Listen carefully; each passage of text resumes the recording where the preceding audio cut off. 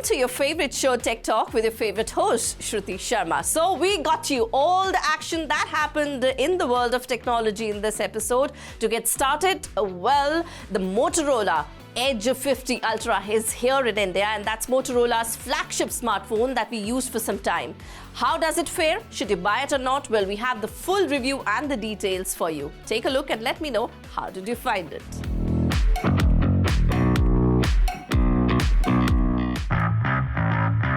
You see this phone? This is the Motorola Edge 50 Ultra.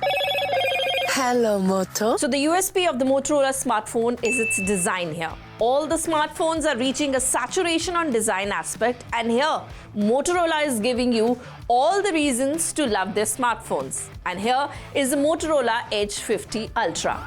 Also, first thing first, this one is priced at rupees 59,999.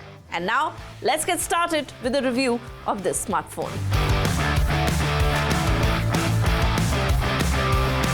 Okay, now first up with the design only. I opened the box, the waft of the cool scent of misty air hit me good. The cologne-like scent was refreshing and had stuck to the device for a few days. Yes, ये भी होता है. आगे ये भी हो सकता था, किसी ने सोचा नहीं था. To tell you first, the device comes in 3 shades. The 3 shades are the forest grey, Nordic wood, and the peach fuzz. Our review unit is the Nordic wood edition, as you can see. So the Motorola Edge 50 Ultra has a design much similar to its predecessor, but wooden finish was the striking feature here. As you can see, this is the wooden finish. Although not real, this one is a close imitation. One could feel the wood, holding it felt smooth and premium. It did feel light, and the curved front and the back is supported by an aluminium chassis. The device also features the IP68 rating for water and dust resistant and Corning Gorilla Glass protection on the display that will not break your phone if it drops accidentally. So overall, the design was not new, but still had new finish and was refreshing. Moving on to the display, here the display specs. So please have a look first, and then we'll tell all about the display. How does it fare?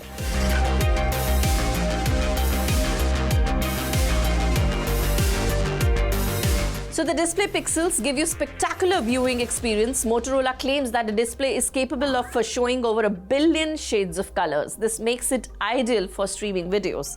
The display is indeed sharp and features a 1.5K resolution. Refresh rate makes the device super snappy with smooth scrolling across all the apps, and also enhances the gaming experience on the device. Now, this one comes with Dolby Atmos, which offers an enriching sound experience. The dual stereo speakers are outstanding, and they offer a perfect balance of sound, be it for music or watching movies. The phone also supports spatial audio and high-resolution audio, making it perfect for those who prefer to use their TWS earphones. Okay, so I just clicked a picture, and now let's move on to the camera part here. Now on the camera front, take a look at the specs first, and then we move on to the performance of the camera.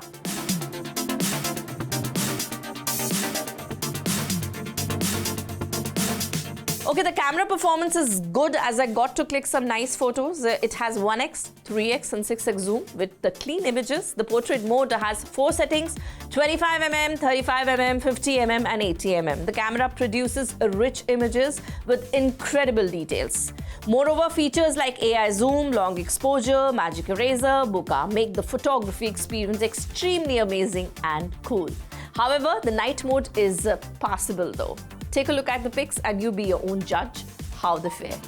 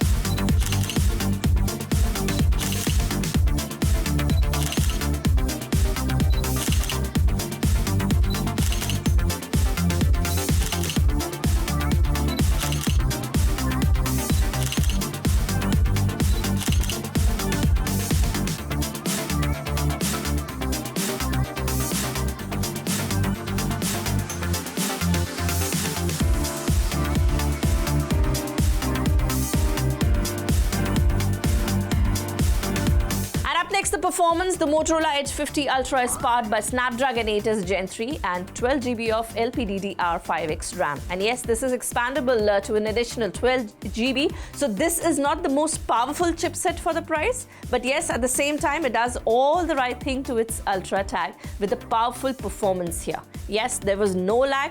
Pretty fast to switch between apps, be it video recording or gaming. There was no heating issues at all. The device only comes in 12 GB RAM and 512 GB storage option. That you should keep in mind. And yes, this one features Android 14 with Hello UI. It has a great animation with eye-catching icons. It sports a USB 3.1 Gen 2 Type-C port, which has multiple purposes, as one could charge the device or even mirror it on another display via cable or transfer data to and fro from external storage devices instantly, and lots more. Can't end it here. Well, AI features on the Motorola Edge 50 Ultra are no less. Not to miss out on the features on the device. Magic Canvas under its Moto AI, which allows you to create a lot of stuff. Yes, the images from the text prompts. It also has Style Sync that uses the design and patterns around you to create wallpapers. Moto Smart Connect, like we told you, connect your device as a small window on your laptop. And yes, you can operate everything on your laptop through your phone. And yes, using a keyboard and mouse. Isn't that amazing? Well, let me tell you about the battery. The device comes with 4500 mAh of battery, which is supported by 125 watt soft turbo power charger. The Edge 50 Fusion came with a 5000 mAh battery. However, if you talk about this, with the turbo power charger, the Edge 50 Ultra is fully charged in just 30 minutes. In fact, it takes less than 30 minutes. It also has a 50 watts wireless charging and even a 10 watt power sharing. This made it easy for me to charge my iPhone. The call quality was good, connectivity was top-notch, there are no complaints on that.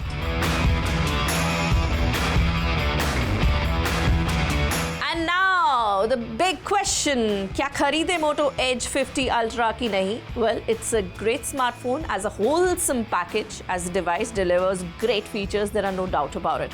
Although the processor is not that great, but yes, it's a combination of innovative design, powerful performance, advanced camera features, and some very good and vibrant AI features. And yes, the device is ideal for those looking for a flagship experience at an accessible price. The Motorola Edge 50 Ultra is indeed an impressive smartphone, slightly overpriced as per me, but then these features aren't for the lesser ones. Let me tell you that. So I hope you got what I'm trying to say. Khareed lo, बढ़िया phone hai, thoda महंगा hai, lekin worth it. Well, AI and robotics is something that everyone's been talking about, and that's the reason we got in touch with the Addverb Technologies, the CEO and founder, and he spills the bean as to how this is changing the scenario of working and what's the future for AI and robotics. All the details, listen in. The number of robots which were produced every year across the world would be in the tune of 1 million, 1.5 million. I grew up at a place in Bihar, and there mostly parents ask you to be an IAS officer. So the dream was to be an IAS officer.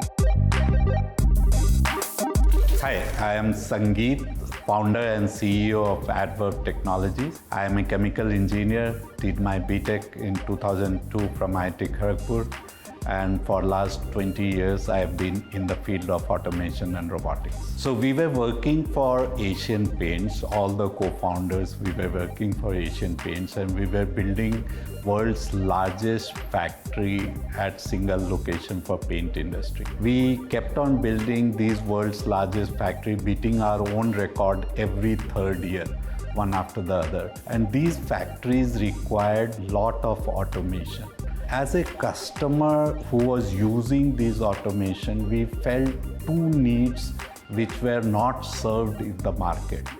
One was, so there were either conventional automation players, all these large companies from Europe, Japan, US, who believed in conventional technologies like shuttles, ASRS, etc. And then there were new upcoming companies in warehouse automation and factory automation, which were using robots of different sizes and forms to solve the end customer's need. And each of these set of companies felt that the other technology is useless. But as a customer, we felt that we needed both these technologies with one software frame to manage both these technologies so that we can take best use of these technologies and get the best out of the processes and automation systems. One of the primary motive of automation in developed countries is mostly the cost of labor, which is a substantial portion in their operation cost. In India, because we have cost effectiveness in as far as labor market is concerned, automation does not get justified naturally. So there are certain, you need to educate the customer what automation can bring to them. Now, one of the things in India which makes automation very lucrative is the use of cubic space. So land cost in India is really high. It is comparable to any European country. Or even the construction cost and the time taken in construction is high according to any developed standard. So if you use automation, then what you can do is you can use the space effectively, reducing the cost of land as well as construction cost.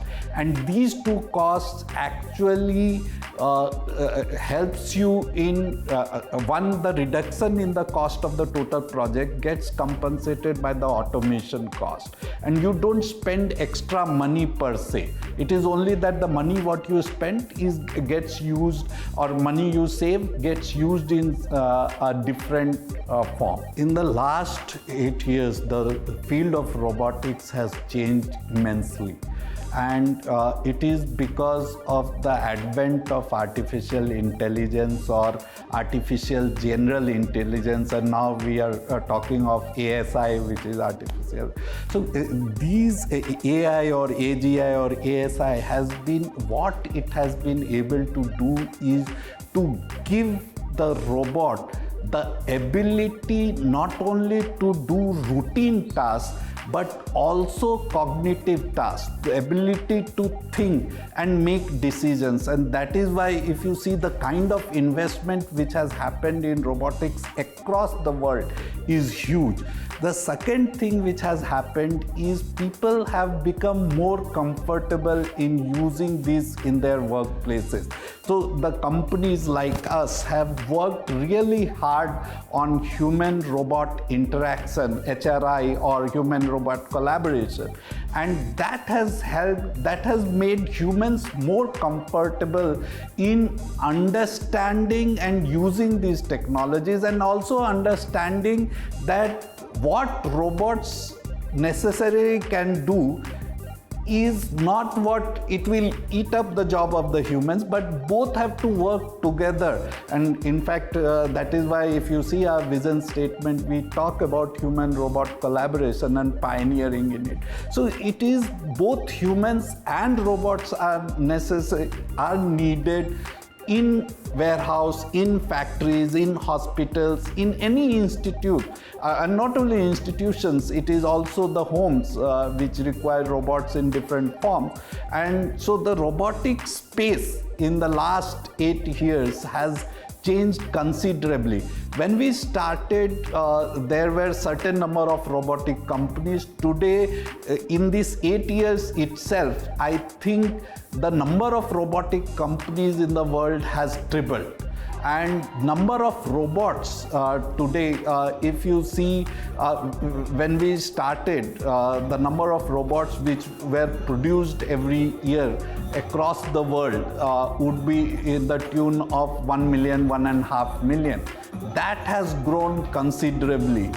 And what it is predicted that by 2040 we will have as many number of robots as humans. So if the population human count increases from 7.8 billion people to 9.2 billion people by 2040, you will have equivalent number of robots, maybe more than 9.2 billion, maybe 10 billion robots working together in homes, in all the institutes, and also in industry. So when we started the company, as I was saying, it was e-commerce and retail boom, and 90% of our business used to come from e-commerce and retail. Today, 15 to 20% of our business comes from e-commerce and retail.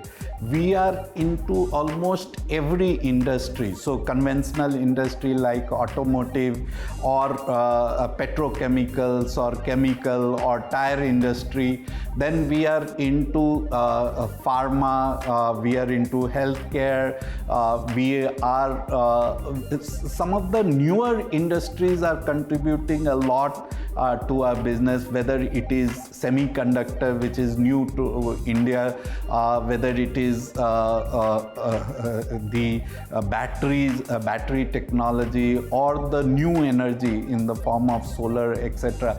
And in each of these spheres, we have success stories. If you see robotics, the two core technology which is in robotics is perception and navigation. And navigation, robots, the kind of robots that we build, which is mobile robots, which can move from one place to another, either wheeled or non-wheeled one, which is our quadruped, which is a dog-like robot. Now, the robot, to be stable, it is very easy for humans to stand on two legs, but for a machine to stand on four legs, it is very, very difficult, where you don't know the terrain, and you understand the terrain only when you put your leg there, or when you are only on two legs. To stabilize it, so that itself requires lot of algorithm, lot of training, lot of data for the robot to.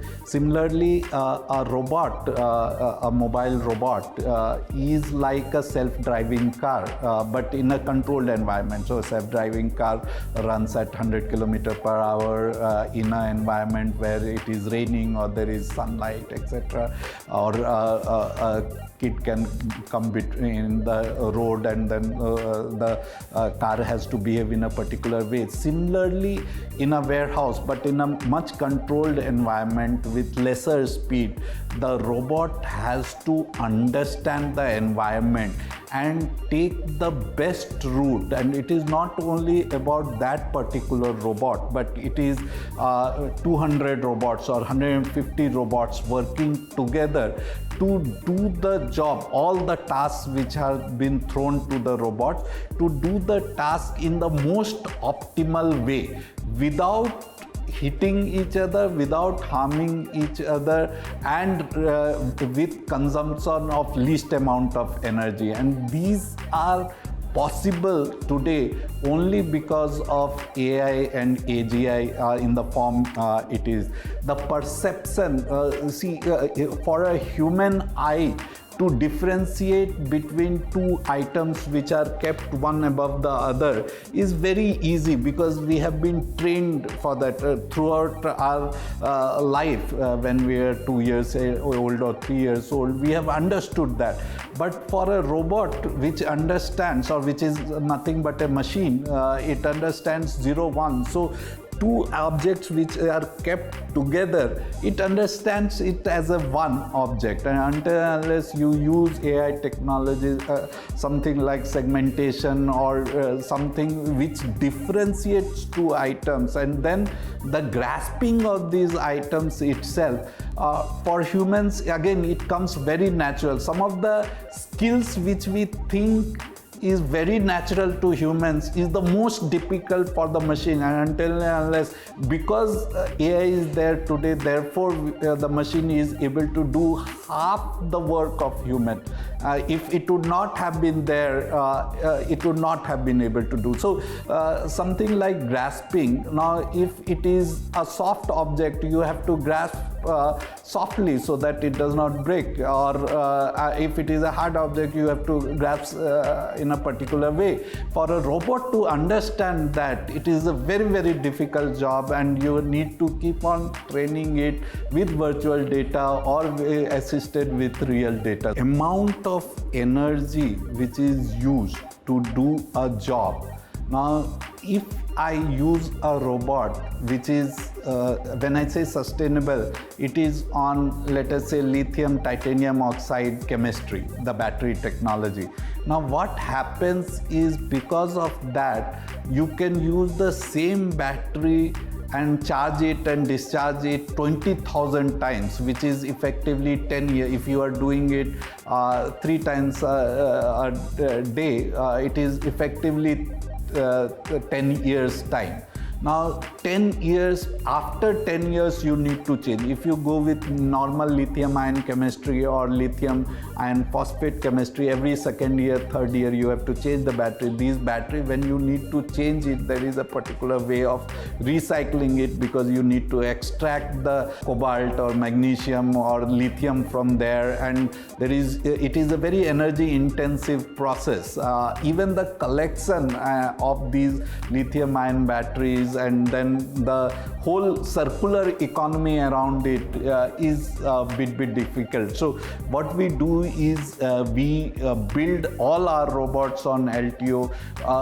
Most of our robots are built with non-virgin plastic. So these are recycled plastics which we use for building robots. The factory that we have built in, we have used a lot of sustainable practices, and that is where our robots get built in. I grew up at a place in Bihar, and there mostly parents ask you to be an IAS officer. So the dream was to be an IAS officer, but yeah, I got into IIT, and there I came in touch with some of the smartest people whom I know today, and the aspirations which they had, and the change what they wanted to do or wanted to make in the society, and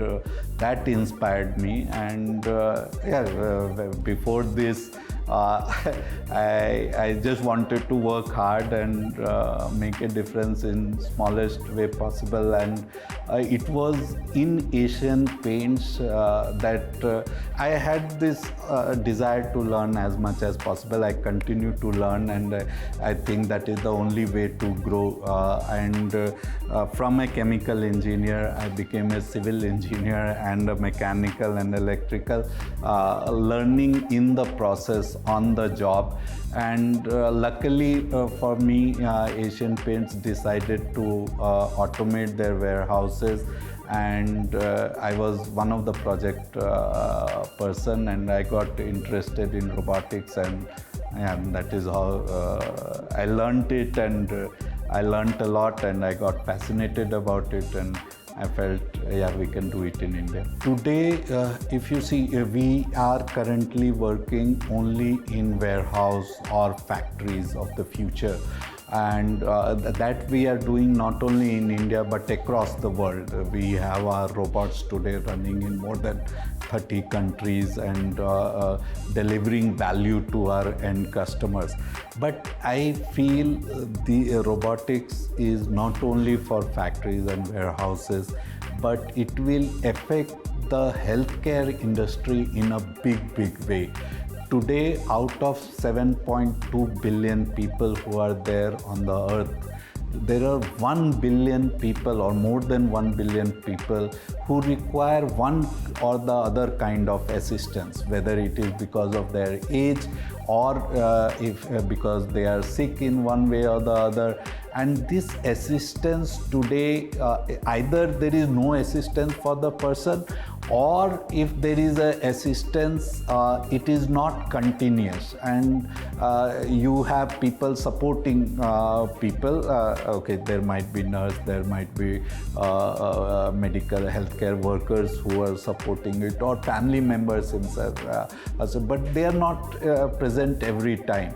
And this assistance is required in basic movement, whether it is movement of the upper limb or the lower limb or the complete body. And I think that is one area which would get revolutionized by the way technology is changing. So there will be the way a person wears a wearable watch today, there will be wearable robots. These are robots which will take signals from the muscles or from the brain and help a person move like a normal young and healthy person. So that is one area which would definitely get revolutionized. Just imagine we have 6 lakh villages in India, and each of these villages during childbirth, women have to travel a lot for basic ultrasound, because none of the technicians, radiologists wants to work in the village. Even if we have 60,000 primary healthcare centers, you don't have radiologists going there and helping or doing this ultrasound. But these things can change significantly with robots coming into picture. Robots can be controlled by a haptic device which is communicating with the robot on 5G, and robot can do as good ultrasound as possible by some of the best technicians. So this is with 5G, with haptic sensor, with robot, you can do all kind of imaging, and ultrasound is just a start. So it is just a start, and it will become more and more complex. Indian government is funding some of the research in institutes wherein they are trying to build machines which can help humans reduce the casualty in war, and it would be robots which would be fighting war for us. So there are several, and agriculture will change in a big way with the advent of robots, because the earth, the amount of land which is available, because there is lot of construction industry coming in, amount of land available for feeding 9.2 billion people, it is not there. So it has to be vertical farming, and that is not possible without robots. So robots will be there in every fair, and that is how the number what we are talking about in 2040.